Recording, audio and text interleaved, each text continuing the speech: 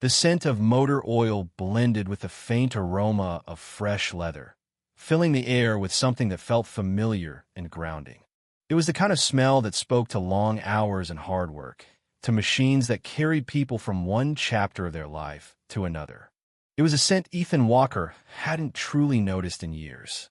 But today, walking through the expansive glass doors of Walker Auto Group, he inhaled it with a sense of purpose.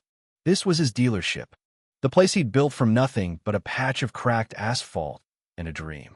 Back then, it had been just him, a tiny inventory of used cars, and a whole lot of hope. Now, it was one of the biggest dealerships in the region. Sales numbers were soaring, his marketing campaigns were slick and effective, and they had opened 2 new locations last year alone. By every measure of business, Ethan was winning. And yet, he felt like something was missing. It was subtle at first, just a vague sense that things had shifted, that the energy was different. The business he loved was still thriving, but the people who made it what it was, somehow, he had lost touch with them. He spent his days in meetings, dealing with spreadsheets, looking at expansion plans. He hadn't spoken to a customer in years. He wasn't even sure he remembered what that felt like anymore. So, he made a decision. Today, Ethan wasn't Ethan Walker, owner and CEO of Walker Auto Group. Dressed in worn jeans, a hoodie, and a faded Seattle Mariners cap, he was just another guy looking to buy a truck. No suites, no assistants, no name tag, just him and the dealership floor. He moved quietly, taking it all in. The gleaming rows of trucks, the soft hum of conversations at the sales desks, the occasional burst of laughter near the coffee machine. A young salesman spotted him and broke away from a group near the reception desk. "Good afternoon, sir." The young man greeted him with an easy, genuine smile. "Looking for a truck today?" Ethan nodded, adjusting the brim of his cap. "Yeah, I'm in the market for something reliable. Gotta be tough. I'm putting in a lot of miles these days." The salesman extended a hand. "Name's Lucas. Lucas Bennett. Eli, Itan Riplith." It was close enough to his real name to respond naturally, but far enough not to raise suspicion. "Well, Eli," Lucas said, "I think I've got just the thing." He gestured toward a sleek, navy blue pickup on display near the windows. "This is one of our top sellers. Ford F-250 Super Duty. Built like a rock with a mileage to match. She'll go the distance." As they walked toward the truck, Lucas spoke with a quiet confidence. There was no hard sell, no pushing or flashy lines. Just facts, a little enthusiasm, and a sense of pride in the product. Ethan liked that. It was what he used to look for in a good salesperson back in the early days, and apparently, some things hadn't changed. Lucas opened the driver's side door, letting Ethan take a look inside. Clean interior, low miles. "We've got a solid warranty on this one, too." Ethan ran his fingers over the steering wheel, nodding in approval. "Seems like you know your stuff." Lucas grinned. "I try, but it helps when you believe in what you're selling."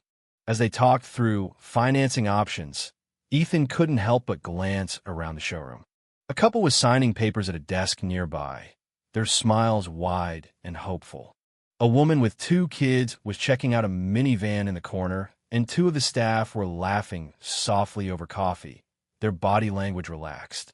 There was a pulse here, something human beneath the polished surface of business. That mattered. He was about to ask Lucas about trade-in values when a quiet voice broke through the air behind them. "Excuse me, sir." Ethan turned and saw a man standing there, maybe mid-50s, with tired eyes and deep lines etched into his weathered face. He wore a faded plaid shirt, sleeves rolled up to reveal strong, scarred arms that spoke of a lifetime of physical work. His jeans were clean but fraying at the cuffs, and his boots had clearly seen better days. Beside him stood a boy, a young man, really no more than 18. His clothes were simple but neat, his expression torn between hope and embarrassment. The older man cleared his throat, holding a small envelope in one hand, crumpled as if he'd been gripping it tightly for a while. "Sorry to interrupt," he said, voice rough but polite.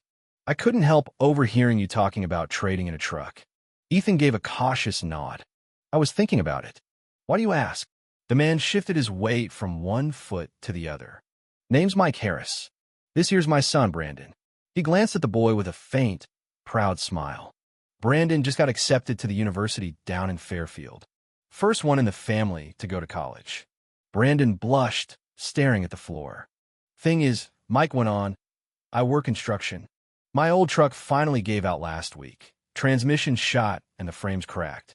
I've been saving for a decent used one, but he rubbed the back of his neck. Times are tight. Dealerships like this don't usually have much for guys like me. But if you were trading yours in, maybe I could buy it straight from you. Wouldn't be much, but I'd pay what I can. Ethan studied them.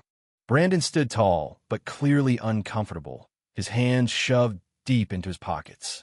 His father's voice carried the weight of dignity wrestling with desperation. Tell you what, Ethan said softly. Let's take a look at some other options. Mike shook his head almost immediately. I don't have good credit, sir. I've checked around. Cheapest thing here is still more than I can afford. Let me worry about that, Ethan replied, his voice steady. Before Mike could argue, Ethan turned to Lucas. That pre-owned Silverado from last month, he said.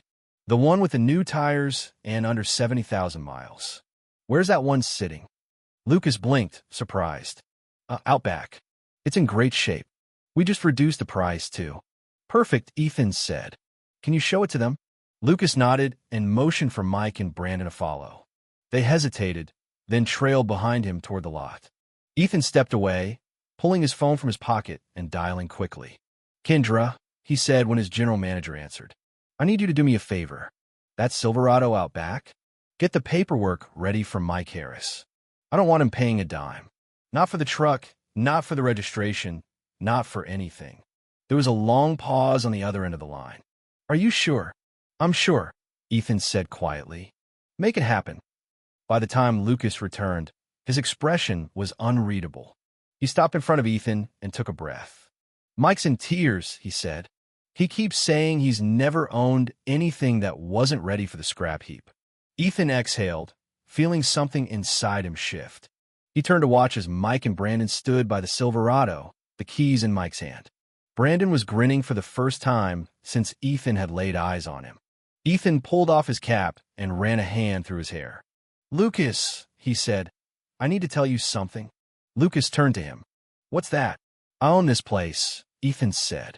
Ethan Walker. Volca Auto. Lucas stared at him, his eyes wide. You're Ethan Walker? His voice was almost a whisper. Yeah, Ethan said with a chuckle. Today, I was just a customer.